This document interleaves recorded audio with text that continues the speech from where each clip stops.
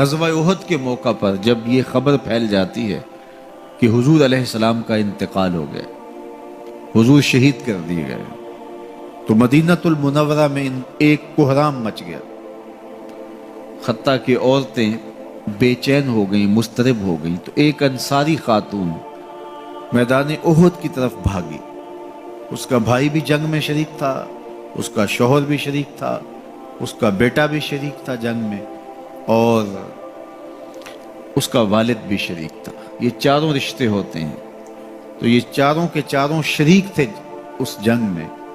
تو جب یہ خبر پھیلی کہ حضور شہید کر دیے گئے ہیں، تو اس حالت کے اندر وہ عجیب اضطراب کے عالم میں دوڑتی ہوئی احد کے مقام پہ پہنچتی ہے، تو راستے کے اندر اس کے بھائی کی لاش پڑی تھی، اس کے باپ کی لاش پڑی تھی، اس کے شوہر کی لاش پڑی تھی، اس کے بیٹے کی لاش پڑی تھی، اور وہ چاروں لاشوں کے قریب سے گزر گئی اور وہ پہچان بھی نہیں پائی۔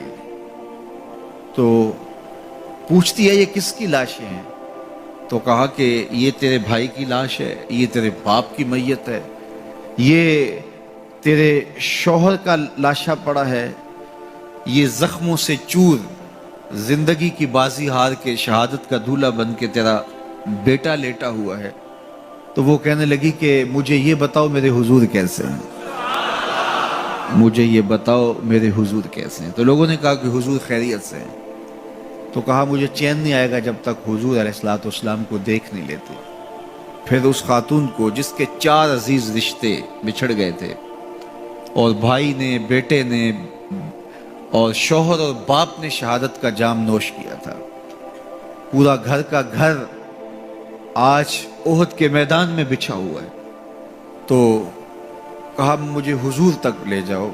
تو آقا کریم علیہ السلام کے پاس جب اسے لے جایا گیا تو اس نے حضور کا دامن پکڑ لیا اور کہا کہ ہر مصیبت ہیچا جب آپ جو ہیں، جب آپ سلامت ہیں تو کوئی دکھ ہی نہیں ہے۔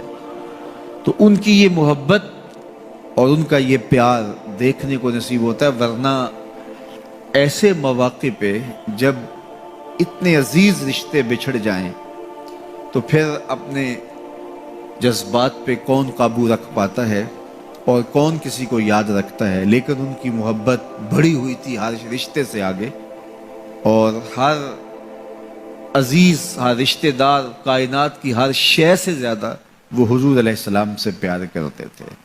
نہ انہیں مال کی غرض تھی۔ حضور حکم کرتے ہیں تو ابو بکر صدیق رضی اللہ تعالیٰ عنہ سارا مال حضور کے قدموں میں ڈھیر کر دیتے ہیں، اولادیں حضور کے راہوں میں، حضور کے رستوں میں قربان کر دیتے ہیں، اور ہر دکھ جھیل کر کے بھی حضور علیہ السلام کی خیریت انہیں مطلوب ہے۔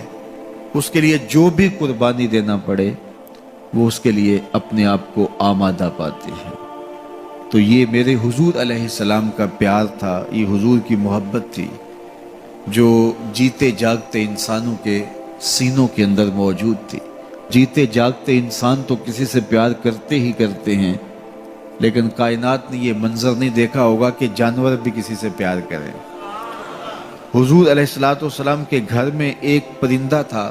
امام احمد بن حنبل نے اپنی مسند میں لکھا ہے کہ حضور جب گھر پہ ہوتے تو ایک کونے میں بیٹھ کے حضور کو تکتا رہتا، اور جب حضور گھر سے باہر تشریف لے جاتے تو مضطرب ہو جاتا، کبھی چھت پہ، کبھی دیوار پہ، کبھی کسی گوشے میں، کبھی کسی گوشے میں۔